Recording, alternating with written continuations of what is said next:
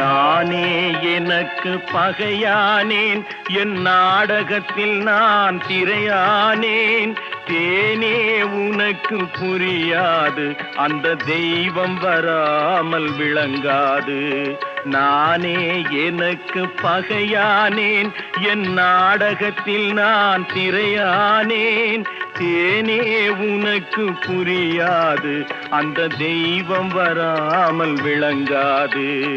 விதியும் மதியும் வேறம்மா, அதன் விளக்கம் நான் தான் பாரம்மா. விதியும் மதியும் வேறம்மா, அதன் விளக்கம் நான் தான் பாரம்மா. மதியில் வந்தவள் நீயம்மா, என் வழி மறைத்தாள் விதியம்மா.